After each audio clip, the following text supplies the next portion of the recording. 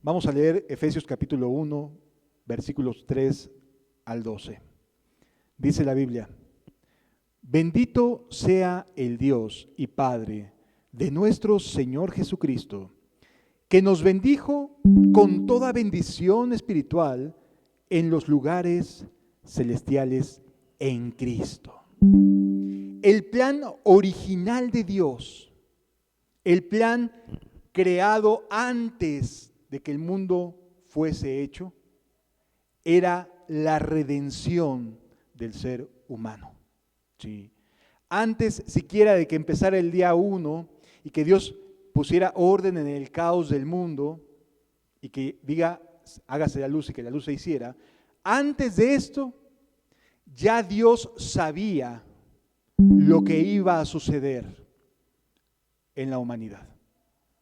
Bueno, y si sabía lo que iba a suceder, se pueden preguntar algunos, ¿por qué lo permitió? Dios es creador del cielo y de la tierra. Él disfruta crear. Pero no disfruta crear robots o personas a quienes imponerles su voluntad, sino que desea comunión con el ser humano.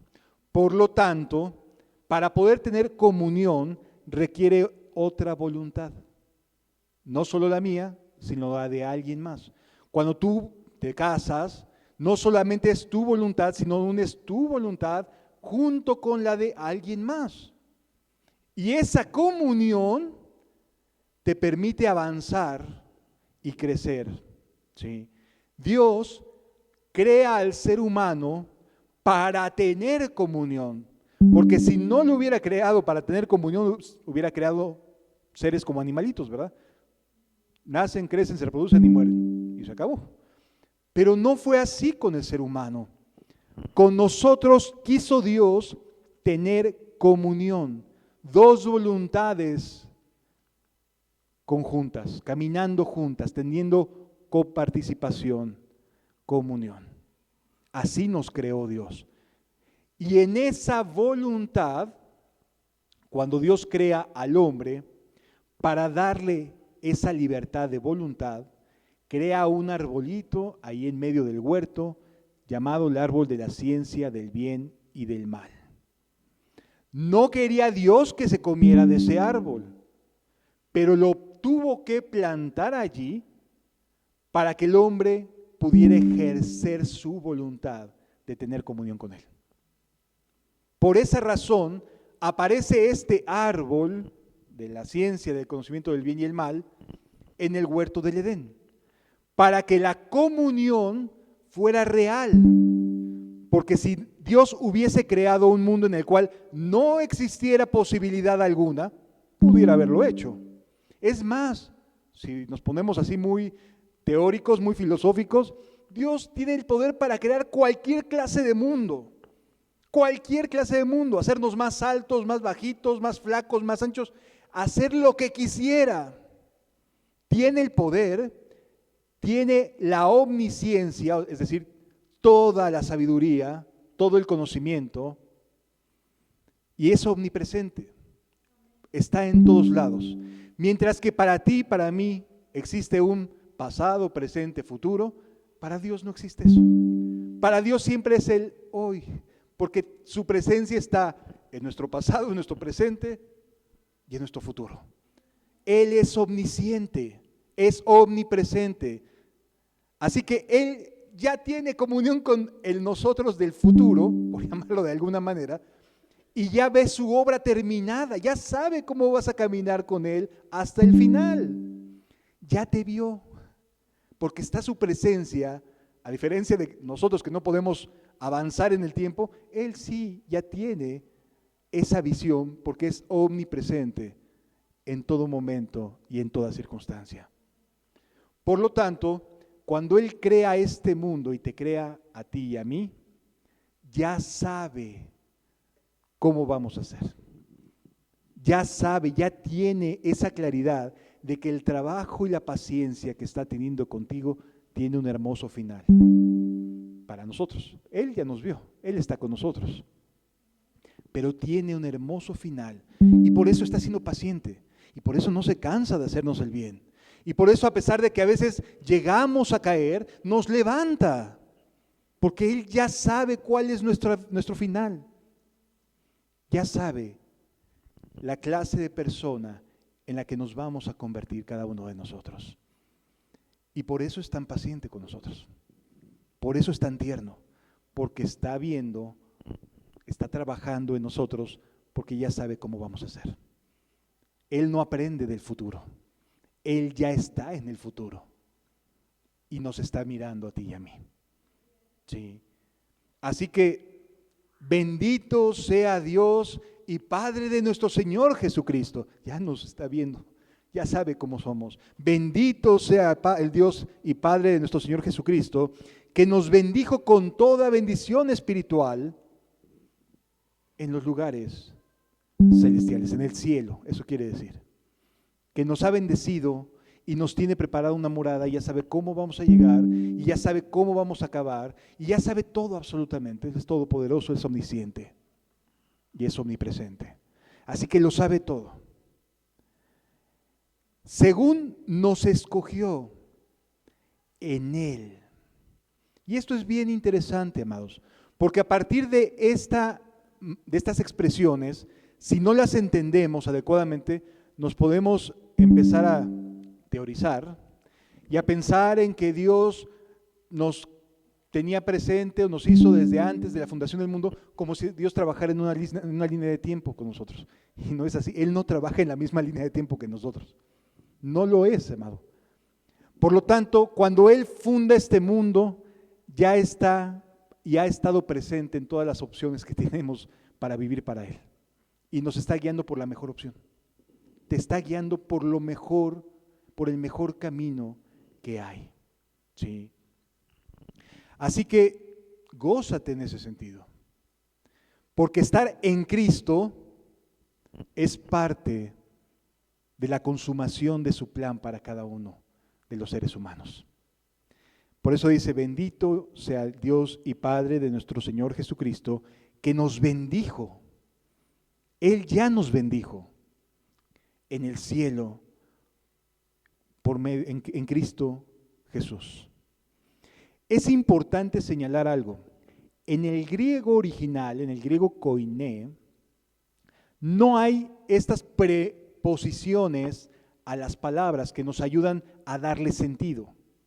Por lo tanto, cuando leemos en Cristo, se está refiriendo a lo que ya ha sucedido, a estar en Él. ¿Sí? Dice, según nos escogió en Él, en lo ya sucedido, estar en Cristo.